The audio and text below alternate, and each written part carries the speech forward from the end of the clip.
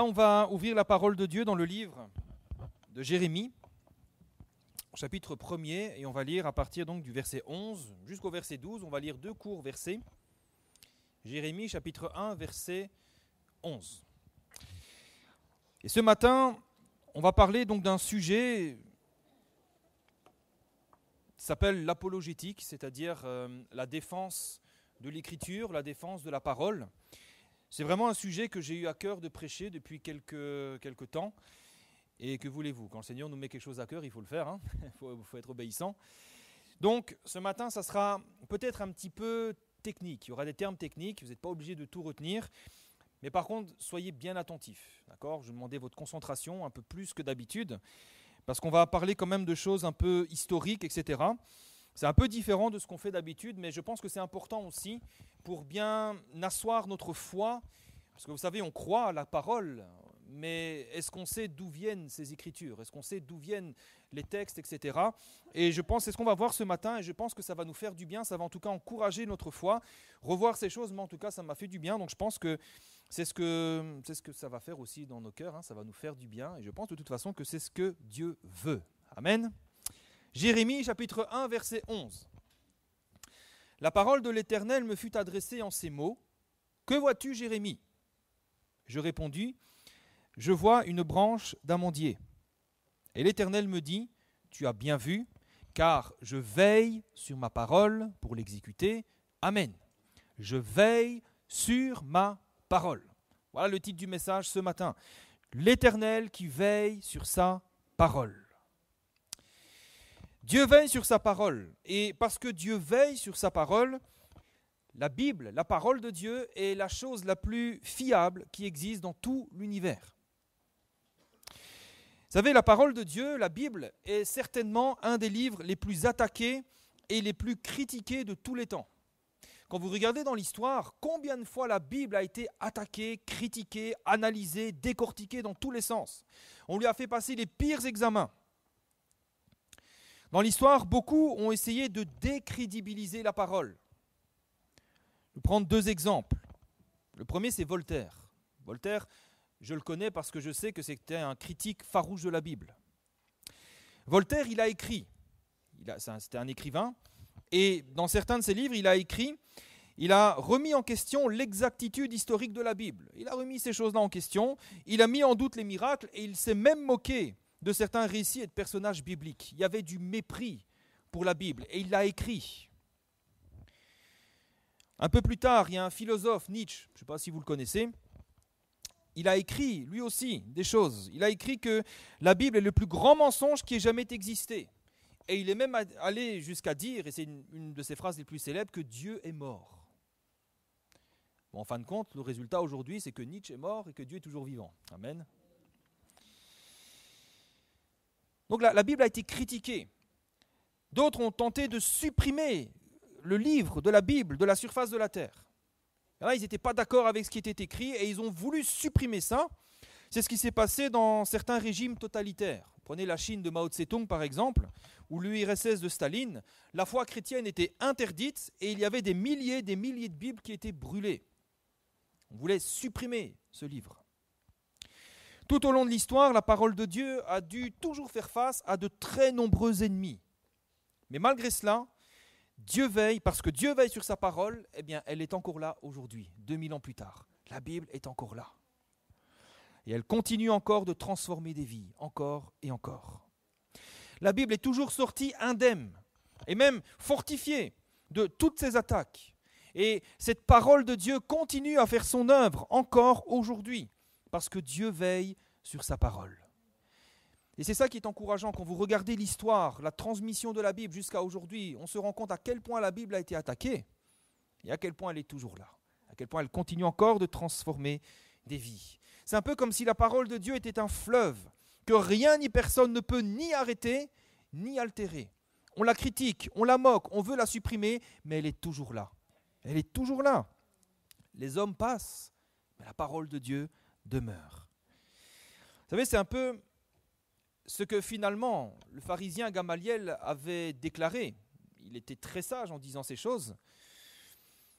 Certains ont voulu arrêter les apôtres quand ils prêchaient le nom de Jésus. On voulait les arrêter, on dit mais taisez-vous, taisez-vous. Et Gamaliel a eu cette parole très sage. Il va dire dans Actes 5, 38, si cette entreprise ou cette œuvre vient des hommes, elle se détruira.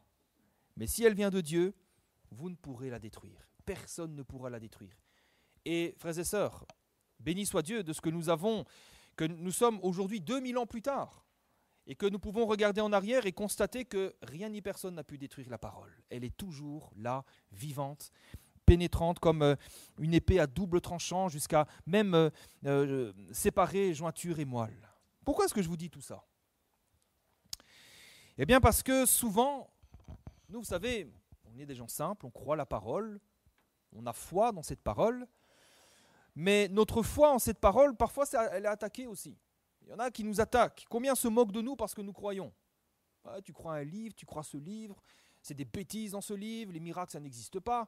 Et on est attaqué dans notre foi.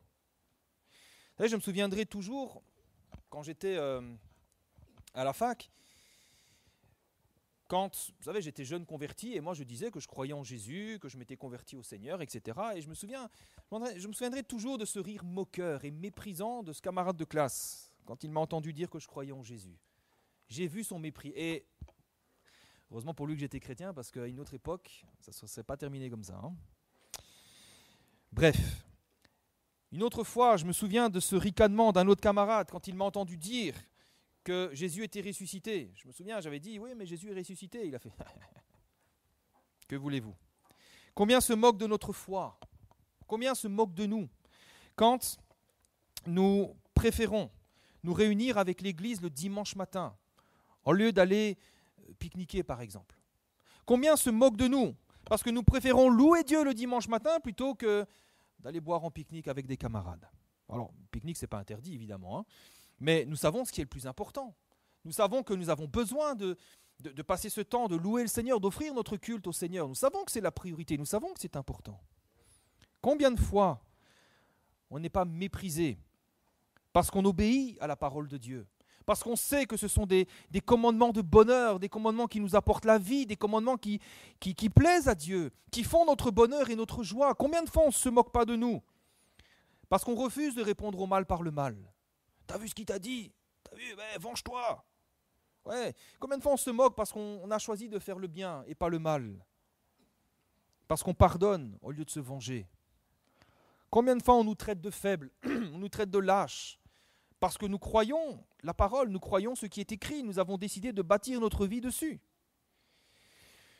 Et tout ça, c'est parce que notre foi, nous l'avons placée dans la parole de Dieu. Tout ça, on est moqué, on est méprisé, tout simplement parce que nous croyons ce qui est écrit. Tout ça parce que nous croyons que c'est la vérité. Alors ce matin, ce message est là pour nous encourager tous et toutes à continuer à croire la parole de Dieu, parce qu'elle est la vérité, et en elle se trouve la lumière des hommes, la vie et la lumière des hommes. C'est ce que Jean dira en introduction de son évangile. Jean chapitre 1, verset 1, il va dire qu'au commencement était la parole. Au commencement, il n'y avait pas les hommes. Au commencement, il n'y avait pas les animaux, les arbres, il n'y avait pas le Big Bang. Au commencement, il y avait la parole. Et la parole était avec Dieu, et la parole était Dieu. Elle était au commencement avec Dieu. Toutes choses ont été faites par elle. Et rien de ce qui a été fait n'a été fait sans elle. En elle était la vie, et la vie était la lumière des hommes. Amen. Tout ce qui existe dans l'univers a été fait par cette parole. Dieu a dit, la chose est arrivée. Et aujourd'hui, cette même parole, elle est venue jusqu'à nous, jusqu'ici, à l'île de la Réunion, pour donner la vie et la lumière à tous ceux qui la reçoivent. Alors oui, nous avons raison de croire cette parole. Nous avons raison de croire ce que la Bible dit, parce que c'est la parole éternelle de Dieu. C'est une parole qui était là bien avant les fondations du monde et qui sera là bien encore après. N'en déplaise aux hommes. Vous savez, 1 Pierre 1,24 nous dit que toute chair ça veut dire tous les hommes, tous les êtres humains, toute chair est comme l'herbe. Toute sa gloire est comme la fleur de l'herbe. Vous avez remarqué comment les hommes se mettent en avant, comment ils se glorifient, comment... C'est vrai que parfois ça peut paraître impressionnant quand on voit certaines tours, certains monuments. Mais Dieu dit, toute sa gloire est comme la fleur de l'herbe. L'herbe sèche et la fleur tombe. Mais la parole du Seigneur, elle demeure éternellement. Et cette parole, c'est celle qui vous a été annoncée par l'Évangile. Gloire à Dieu. Cette parole, c'est une parole qui est éternelle. Éternelle. Alors ce matin, nous allons voir quelques éléments à travers lesquels Dieu va nous montrer. Dieu va même prouver qu'il veille sur sa parole. Et qui prouve aussi à quel point la Bible que nous avons aujourd'hui, ce livre qui est méprisé, est un livre fiable. Et bien plus fiable que la plupart des récits historiques qu'on nous enseigne. Premièrement, et je pense que c'est certainement une des choses les plus extraordinaires, la Bible, nous le savons, elle est composée de 66 livres qui ont été rédigés par 40 auteurs différents, environ 40 auteurs différents, et sur une période de plusieurs siècles. Donc il n'y a pas un seul auteur, il y a 40 auteurs différents, il y a eu des rois, il y a eu des bergers, il y a eu des prophètes, il y a eu toutes sortes de populations sur plusieurs siècles. Et ce qui est remarquable, c'est qu'aucun de ces 66 livres ne se contredit.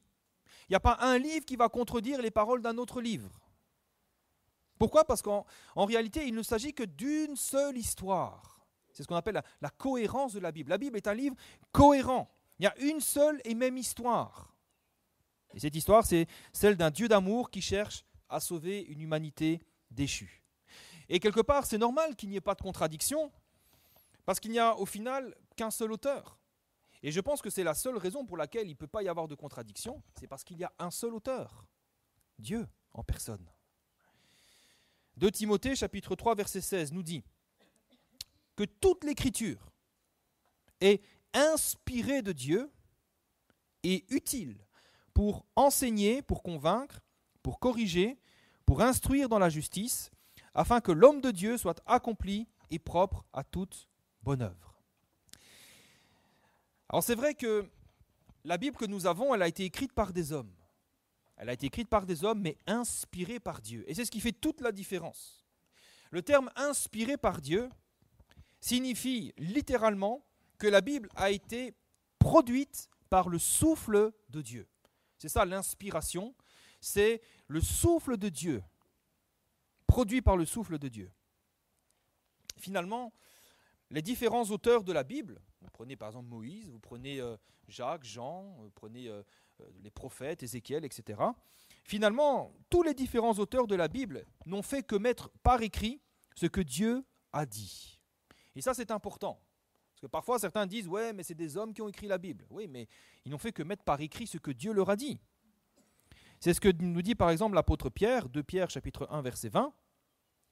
Il va dire « Sachez tout d'abord vous-même qu'aucune prophétie de l'Écriture ne peut être un objet d'interprétation particulière, car ce n'est pas par une volonté d'homme qu'une prophétie a jamais été apportée, mais c'est poussé par le Saint-Esprit que des hommes ont parlé de la part de Dieu. » Tout ce qui est écrit est inspiré.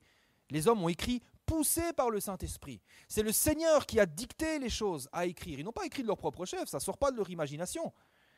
C'est inspiré par Dieu, poussé par le Saint-Esprit. Autrement dit, quand vous lisez la Bible, l'Ancien Testament ou le Nouveau Testament, chaque parole de l'Écriture, ce sont des paroles que Dieu a prononcées. Et pour les écrire noir sur blanc, eh bien, Dieu s'est choisi des hommes ordinaires, qui ont simplement mis de l'encre sur du papier. Mais le sens, la volonté derrière cela, eh bien, c'est Dieu. Par exemple, quand les Israélites étaient dans le désert, ils sont sortis de l'Égypte, ils étaient dans le désert, ils ont dû combattre un certain Amalek, et après leur victoire sur Amalek, dans Exode chapitre 17, verset 14, l'Éternel dit à Moïse, « Écris cela dans un livre, pour que le souvenir se conserve, et déclare à Josué que j'effacerai la mémoire d'Amalek de dessous les cieux. » On voit que c'est Dieu qui ordonne à Moïse d'écrire. Ce n'est pas Moïse qui s'est dit « Ouais, je vais écrire une petite histoire, comme ça je vais faire ceci. » Non, c'est Dieu qui a dit « Écris ». C'est également ce que Dieu a ordonné au prophète Jérémie. Jérémie chapitre 30, verset 1. La parole fut adressée à Jérémie de la part de l'Éternel en ces mots. Ainsi parle l'Éternel, le Dieu d'Israël.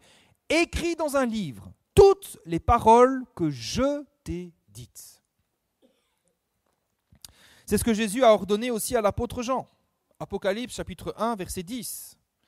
Jean va dire « Je fus saisi par l'Esprit au jour du Seigneur.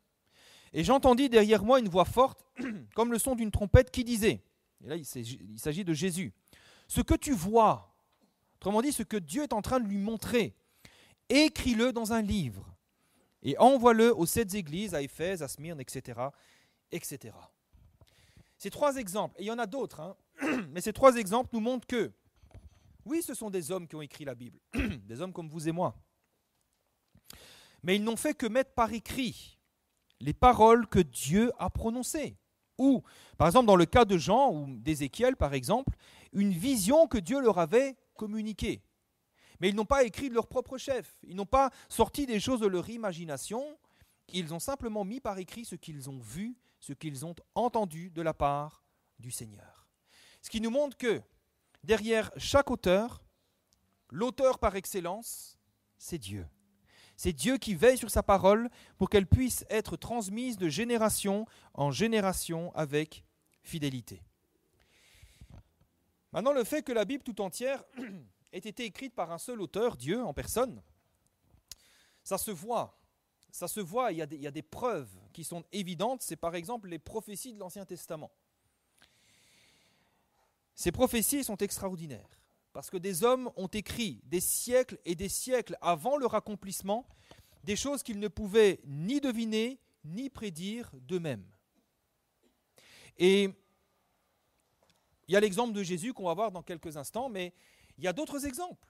Des hommes ont prédit la fin de certains royaumes. Prenez la prophétie de Daniel par exemple, quand il voit le colosse au pied d'argile, etc., on voit qu'il parle au fait des royaumes qui vont venir après, le royaume des Mèdes et des Perses, le royaume d'Alexandre le Grand, et il a prédit leur chute, et c'est exactement ce qu'il s'est passé. Mais je crois que la plus belle des prophéties, les plus belles prophéties sont celles qui concernent le Seigneur Jésus. Par exemple, vous prenez Daniel. Daniel a prophétisé le temps dans lequel Jésus devrait naître. Daniel chapitre 9, verset 25, il est écrit « Sache-le donc et comprends ». Depuis le moment où la parole a annoncé que Jérusalem sera rebâtie jusqu'au Messie, au conducteur, il y a 7 semaines et 62 semaines. Il y a une date précise. Et c'est exactement ce qui s'est passé. Un autre prophète, Michée, lui, il a prophétisé le lieu de la naissance de Jésus. Comment il pouvait le savoir? Michée, chapitre 5, verset 1. « Et toi, Bethléem Ephrata, petite ville, petite entre les milliers de Juda, de toi sortira pour moi celui qui dominera sur Israël et dont les activités remontent aux temps anciens, au jour de l'éternité. » Comment il pouvait savoir ça? Ésaïe, il a prédit les conditions de la naissance de Jésus. Ésaïe chapitre 7, verset 14. « Voici, la Vierge deviendra enceinte, elle enfantera un fils et elle lui donnera le nom d'Emmanuel. » 3 hommes différents, dans des périodes différentes, dans des lieux différents, qui prophétisent tous un même événement, des détails qui se sont tous produits des siècles et des siècles plus tard, avec exactitude. Si ce n'est pas l'œuvre de Dieu, c'est l'œuvre de qui? C'est l'œuvre de qui? Vous savez, il y en a qui ont essayé de faire des prédictions, hein. Paco Rabanne, Nostradamus, il y en a beaucoup, hein. Même les témoins de Jéhovah, hein. Ils ont dit Christ reviendra telle date, telle date. Ça ne s'est jamais produit. Là, tellement de détails, des dates, des faits, des lieux, tout s'est accompli. Et ça, ce n'est possible parce que derrière toute l'écriture, il n'y a qu'un seul auteur et c'est Dieu. Amen. Dans Ésaïe 46, verset 10, Dieu va parler directement et il va dire « J'annonce dès le commencement ce qui doit arriver. » Dès le commencement. Vous savez, quand il a dit, quand Adam et Ève se sont fait prendre, quand ils ont péché, ils ont mangé du fruit défendu, l'Éternel a dit, hein, la postérité de la femme, tu lui mordras le talon, mais il t'écrasera la tête. Dieu avait annoncé longtemps à l'avance ce qui allait s'accomplir, puisque la postérité de la femme, c'est qui? C'est Jésus qui est né de la Vierge Marie. Et c'est Jésus qui a écrasé la tête du diable, qui l'a vaincu, qui l'a dominé. Dès le commencement, Dieu annonce ce qui doit arriver. Quand Adam et Ève ont péché, Dieu a déjà montré que pour couvrir leur nudité, parce qu'ils avaient honte de leur nudité, mais pour couvrir leur nudité, il fallait un sacrifice, puisque c'est la main de Dieu lui-même qui leur a donné un habit de peau de bête. Dès le commencement, Dieu annonce ce qui doit arriver. Longtemps d'avance, ce qui n'est pas encore accompli. Je dis, mes arrêts subsisteront et j'exécuterai toute ma volonté. C'est moi qui appelle de l'Orient un oiseau de proie, d'une terre lointaine un homme pour accomplir mes desseins ou mes projets. Je l'ai dit, je le réaliserai, je l'ai conçu et je l'exécuterai. Amen. Maintenant, tout au long de l'histoire, la parole écrite, c'est-à-dire les textes de l'Écriture, n'ont jamais cessé d'être attaqués. Et par moments, Dieu intervient dans l'histoire d'une manière spectaculaire. Dieu n'agit pas toujours de manière spectaculaire, mais des fois il le fait, parce qu'il est Dieu. Et par moments, Dieu intervient d'une manière spectaculaire pour réaffirmer d'une manière magistrale la valeur et la fiabilité de sa parole et faire taire la bouche de tous les contradicteurs. Il y a un peu moins d'un siècle de cela, il s'est passé une chose extraordinaire. Une chose qui a... Alors nous, on ne le ressent pas forcément, mais en tout cas, dans les milieux spécialisés, ça a été une révolution, un bouleversement. L'histoire se situe pas très loin de la mer Morte, en 1947, dans le territoire de la Cisjordanie, durant donc le printemps 1947. Et là, il y a un jeune berger, un bédouin de 15 ans qui s'appelle Mohamed, et il est en train de paître ses chèvres. C'était son métier, il est en train de paître ses chèvres. Et puis, à un moment donné, il y en a une qui s'enfuit et il est à sa recherche. Comme un bon berger, il est à sa recherche. Et alors qu'il est en train de chercher sa chèvre, il aperçoit une grotte. Alors il va prendre une pierre, il va jeter la pierre dans la grotte, parce qu'on ne rentre pas dans une grotte comme ça. Hein. Il jette la pierre, et puis il entend que la pierre cogne contre une jarre, contre un vase. Donc il va rentrer dans la grotte, et voilà qu'il tombe sur une grande quantité de jarres qui sont remplies de manuscrits très anciens et magnifiquement bien conservés. Et sur le coup, ce jeune homme ne se doute absolument pas de la découverte historique majeure qu'il vient d'effectuer. Là, dans ces jarres, sont conservés depuis plus de 2000 ans des manuscrits, des textes de l'Ancien Testament, et parmi ceux-ci, le grand rouleau d'Ésaïe. Ce rouleau d'Ésaïe, c'est le plus ancien manuscrit hébreu complet, connu, d'un livre biblique. Et c'était celui qui était le mieux conservé de tous. Imaginez, c'est quand même un rouleau qui fait 7 mètres de long. Et dans ce rouleau, il y a l'intégralité des 66 chapitres du livre d'Ésaïe, qui ont plus de 2000 ans et qui sont dans un état irréprochable. Pourquoi est-ce que c'est si important ? Je ne vous raconte pas une histoire juste pour ça, hein, c'est quelque chose d'important. Pourquoi je vous raconte ça ? C'est parce que cette découverte, c'est ce qu'on appelle les manuscrits de la mer Morte ou de Qumran. Cette découverte a démontré et a prouvé d'une manière scientifique que les récits, les textes de l'Ancien Testament que nous avons, toutes les histoires et les prophéties de la Bible sont fiables, exactes, dignes de confiance et de foi, parce qu'elles n'ont pas changé. Elles sont les mêmes que celles qui ont été écrites il y a des milliers d'années. Et le livre d'Ésaïe est d'autant plus important. Bon, chacun y voit ce qu'il veut, moi je vois quand même un clin d'œil de Dieu, parce qu'il contient probablement la prophétie la plus importante sur la venue du Messie, en la personne de Jésus-Christ. Vous connaissez ce texte d'Ésaïe 53, qu'on appelle aussi d'ailleurs parfois le 5e évangile, tellement il parle de Jésus d'une manière claire. Et c'est une découverte qui a démontré aux yeux du monde entier et de tous les spécialistes de l'Ancien Testament que l'Ancien Testament est d'une exactitude et d'une fiabilité absolue. Le texte historique est fiable. Alors oui, nous on le sait parce qu'on a la foi, nous on croit ce qui est écrit parce qu'on croit que c'est la parole de Dieu. Mais ici, il n'est pas question de foi, mais de science. On compare des textes bibliques qui ont plus de 1000 ans d'écart et on se rend compte qu'il n'y a pratiquement aucune différence. C'est extraordinaire. Tout ça nous montre, frères et sœurs, combien Dieu veille sur sa parole. Combien Dieu veille. Pendant plus de 2000 ans, dans cette petite grotte, Dieu a préservé ses manuscrits à l'abri des pillards, à l'abri des catastrophes naturelles, à l'abri des guerres et de tout ce qui pouvait endommager des textes si fragiles. Et au temps convenable, Dieu a permis qu'on découvre ces textes et Dieu a permis que ces textes démontrent que la Bible que nous avons, elle est exacte, que le texte que nous avons, c'est un texte qui est vrai, qui est authentique, qui est fiable, qui est juste. Alors oui, ça reste des hommes qui ont écrit. Ce sont des hommes qui ont déposé de l'encre sur du papier. Mais derrière cela, et c'est ça que je voudrais vraiment vous amener à comprendre, derrière ça, il y a le Dieu Tout-Puissant qui veille sur sa parole pour qu'elle puisse parvenir jusqu'à nous, dans toute son exactitude, dans toute sa pureté, dans toute sa vérité et dans toute sa fidélité. Après, ça c'est pour l'Ancien Testament, parce qu'il y a de belles histoires aussi pour le Nouveau Testament. Vous savez, quand on analyse ce qu'on appelle la critique textuelle, quand on analyse le Nouveau Testament, on se rend compte également qu'il est d'une fiabilité sans faille. Le texte que nous lisons, les épîtres de Paul, les évangiles, ces textes-là sont d'une fiabilité sans faille. Vous savez, aujourd'hui au collège, qu'est-ce qu'on enseigne à nos enfants ? On leur enseigne les histoires de l'Empire romain et les conquêtes de Jules César au collège. Pour ceux qui ne sauraient pas qui est Jules César, c'est le méchant dans Astérix et Obélix. Vous voyez ?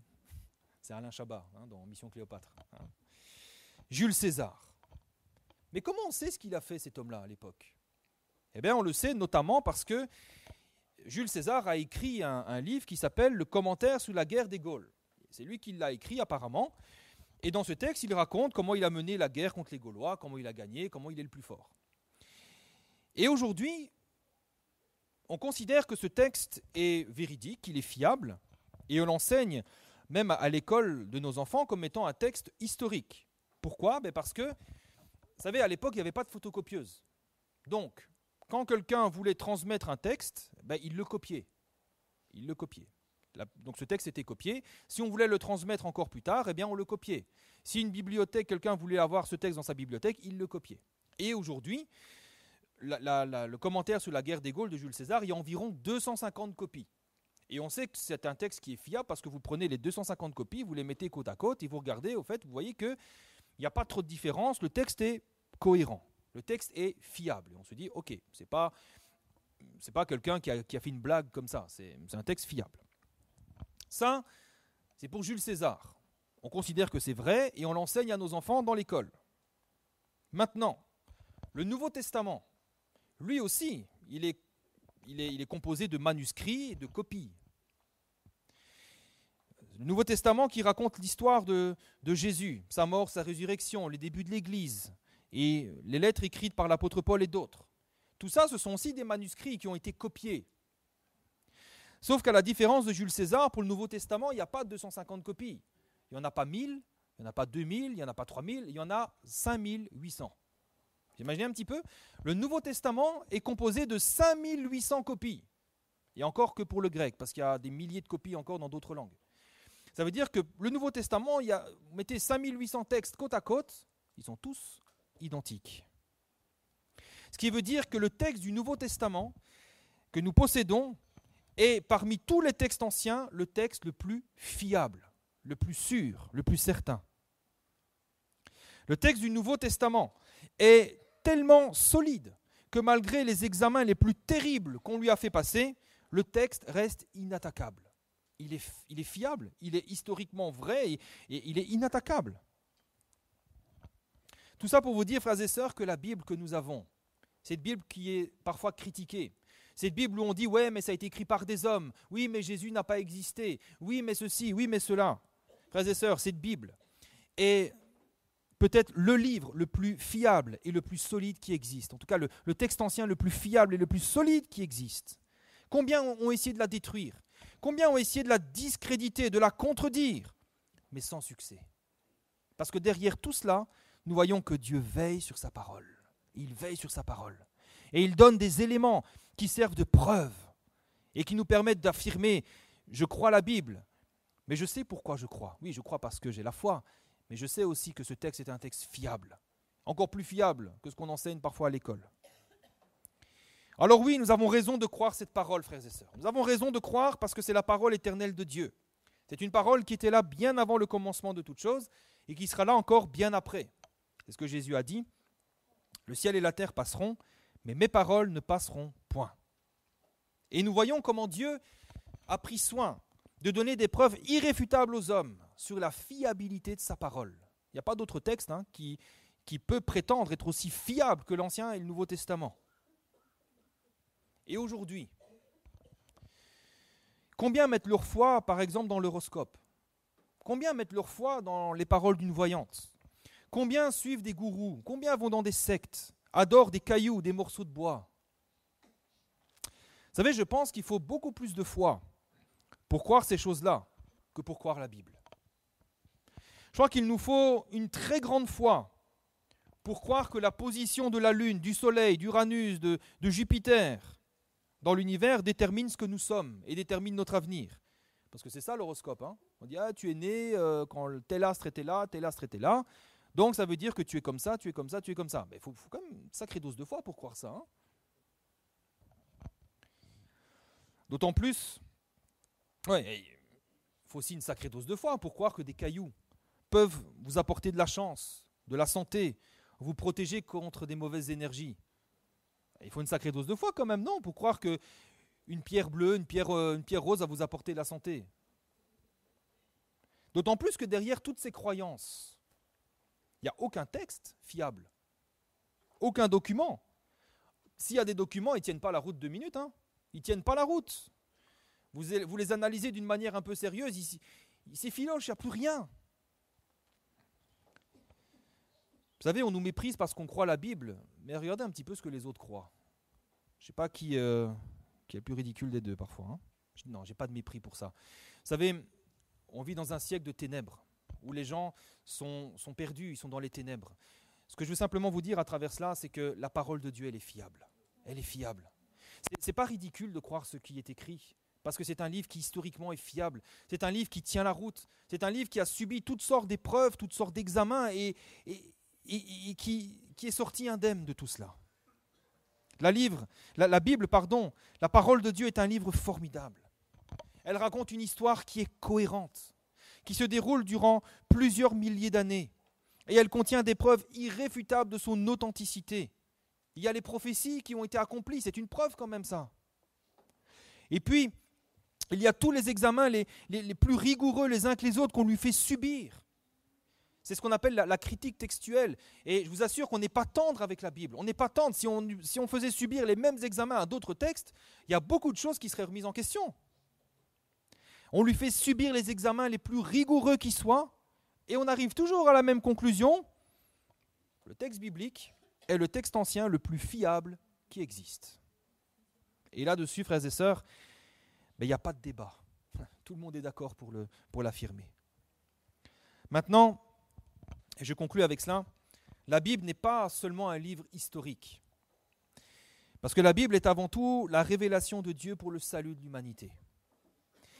Et vous savez, j'ai toujours apprécié cette phrase qui dit que la Bible contient suffisamment de lumière pour que celui qui veut croire puisse croire, qu'il ait suffisamment d'éléments pour croire.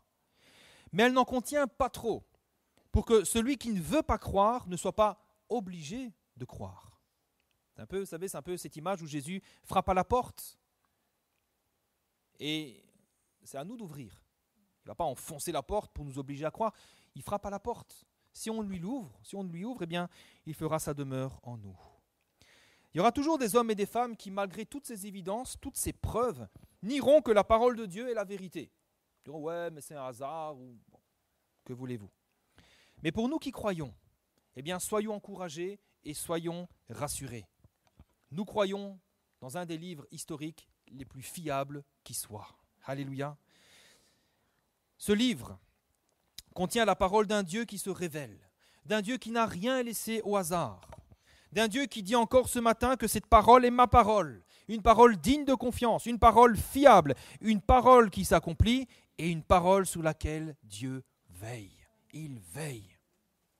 Alors, oui, la Bible est attaquée et la Bible le sera encore parce que les hommes ne cesseront jamais de se rebeller contre Dieu. Et au final, pourquoi ils haïssent la Bible? Eh bien parce que en fait, c'est Dieu qu'ils haïssent. En se rebellant contre sa parole, c'est contre Dieu lui-même que les hommes se rebellent. Mais pour nous, retenons fermement la foi que nous professons, bénissons Dieu de ce qu'il veille sur sa parole. Et dès ce qu'il nous a donné, non pas une petite histoire qui a été racontée au coin du feu il y a 2000 ans, mais une histoire dont on possède des milliers et des milliers de copies. Un livre irréfutable, historiquement. Alors, continuons à lire cette parole. Même si on t'a méprisé, même si on t'a dit « ouais, mais ça c'est des bêtises, ouais, mais ça c'est des fables ». Il y en a eu. Voltaire, Nietzsche, il y en a plein d'autres qui ont dénigré, qui ont méprisé la Bible. Mais ils sont où ces hommes aujourd'hui? Qui connaît Voltaire ici? Moi je connais Voltaire parce que j'ai fait des recherches, mais sinon j'avais entendu parler de lui comme ça. Qui connaît Voltaire? Qui connaît Nietzsche? Continuons à lire la Bible. Continuons à la méditer. Continuons à la considérer avec tout le respect qui lui est dû. Oublions tous ces détracteurs. De toute façon, ils finissent par passer. La parole de Dieu, elle demeure. Croyons chacun des mots qui sont inscrits, qui sont écrits. Car ce sont des mots qui viennent de Dieu, qui ont été écrits pour notre édification, à travers lesquels le Dieu vivant et vrai, le Dieu de toute éternité se révèle à nous encore chaque jour. Bénissons Dieu pour sa parole, lisons-la, méditons-la, laissons les détracteurs de côté et gardons cette parole bien serrée dans notre cœur. Que Dieu soit béni pour sa parole. Amen. On prie